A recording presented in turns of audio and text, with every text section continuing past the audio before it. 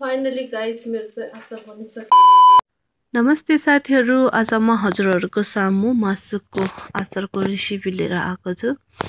कस्तो हुन्छ लास्टसम्म हेर्दै गर्नु होला। यो हो जिरा, यो चाहिँ तोरी, त्यसपछि चाहिँ सौंफ, त्यसपछि के रे धनिया, त्यसपछि तिमुर अनि त्यसपछि मरिच। मैले चाहिँ यो सामानहरू सबै मासुको अचारको लागि मसला रेडी गर्नलाई हो।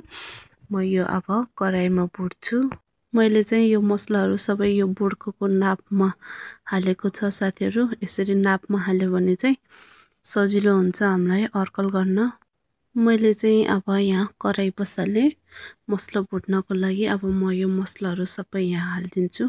अब चाहिँ यो मसलालाई चाहिँ मजाले राम्रोसँग चलाएर ब्राउन ब्राउन हुने गरी भुट्नु पर्छ, किनभने मसला डढ्नु भएन। अब साथीहरू म यो मासुलाई फ्राई गर्छु। हेर्नु, यो मासु चाहिँ एकदमै फ्राई हुनुपर्छ, पानी सबै सुक्नु पर्छ। यतिको फ्राई गरेपछि मासुलाई निकाल्ने, किनभने फेरि राम्रोसँग फ्राई भएन भने राम्रो हुँदैन अचार।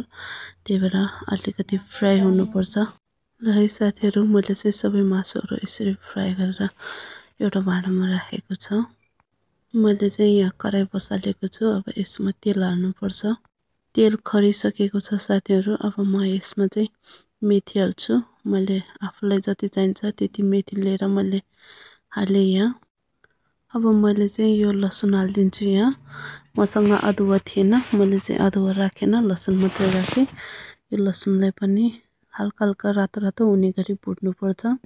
ल साथीहरू, लसुन पनि मजाले रातो भइसकेको छ।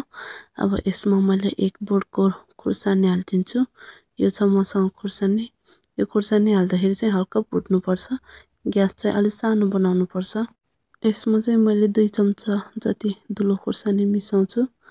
अब यो सबैलाई मजाले चलाउनु पर्छ। ग्यास चाहिँ सानो हुनुपर्छ, डढ्नु भएन। अब म यसमा चाहिँ यो फ्राई गरेको मासु हालिदिन्छु है साथीहरू। अब यो मासुलाई चाहिँ राम्रोसँग चलाउनु पर्छ, मजाले बिस्तारै बिस्तारै। अस्ति मैले भुटेको मसलालाई चाहिँ पिनेर मैले यहाँ हालिदिन्छु। तपाईँहरूले पनि आफूलाई जति चाहिन्छ त्यति मसला लिएर हाल्न सक्नुहुन्छ।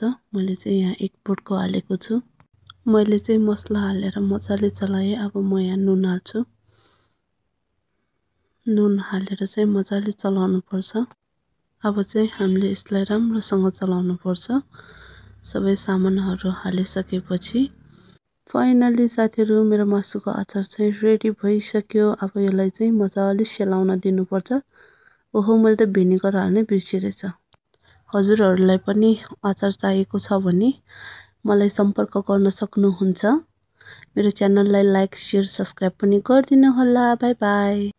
हेर्नु साथीहरू, अचार बनाउँदा बनाउँदा मेरो हातको हालत पनि यस्तो भयो।